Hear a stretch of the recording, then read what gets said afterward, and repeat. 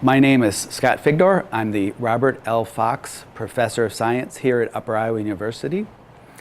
And this is June 12th, 2018.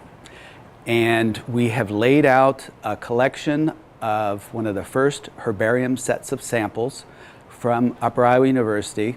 It was collected, again, most likely by Dr. Charles Coleman Parker, Dr. C.C. Parker. We have a series of about 400 samples here, and we wanted to have them out for display, mostly to kind of see them all laid out and to allow the Parker family, who was in town, to view the entire collection of the specimens. Okay. The specimens were collected by Dr. C.C. Parker most likely between the time period of 1860 to 1876.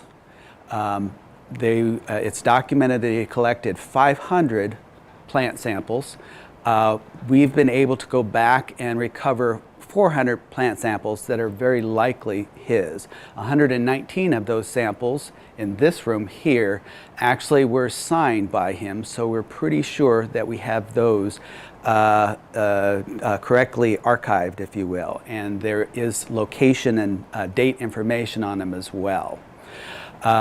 Some of the characteristics of the signatures and the handwriting from these samples led us to another series of 281 samples that are likely collected by him. They weren't signed by him. They aren't necessarily labeled with archival information, specifically location and date. So we had to do some digging.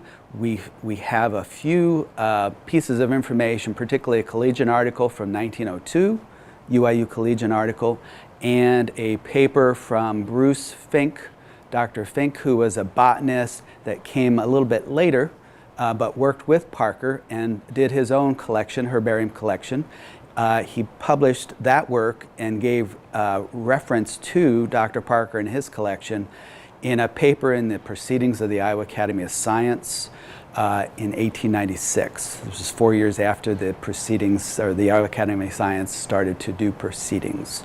So we're pretty sure we've got some good evidence that these 281 samples that aren't signed were collected by Dr. Parker, that they were probably collected, again, between this period of 1860 to 1876, and that they were collected within 5 miles of Fayette based on information that we've gotten from both of these papers. The collection, Dr. Parker's collection, his 500 samples, again, we also have some evidence that he took these samples to the National Exposition that occurred in Centennial Exposition that occurred in Philadelphia in 1876. So this is why we're pretty sure we have that time frame down between 1860, about the time when, well, maybe 5 years after Dr. Parker came here to Fayette, to 1876 is probably when these were collected. Okay. Once again, we have some good evidence, basically evidence of handwriting with some of the annotations, in other words, the identification, the Latin names that were written on the unsigned samples is really leading us to that writing looks very similar to some writing of that handwriting samples that we got from Dr. Parker. And so we've pulled all this evidence together, and we're fairly confident we found 400. So 119 signed, 281 unsigned. Interestingly, turns out to be exactly 400 samples of the 500 samples that Dr. Parker had. There's still, in other words, there's still about 100 samples that we haven't located.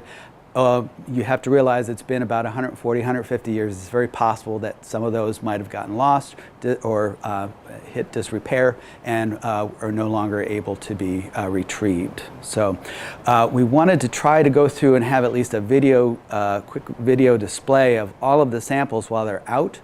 Hopefully that we can put this into the archives and go back to it when we need to for our historical records.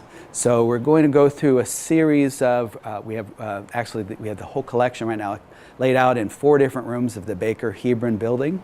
So we have them laid out in kind of row by row, if you will. So we'll go through things row by row. We'll kind of pan through the various samples in there and try to preface it a little bit with the material that's in those samples and what we know about those samples as we go along.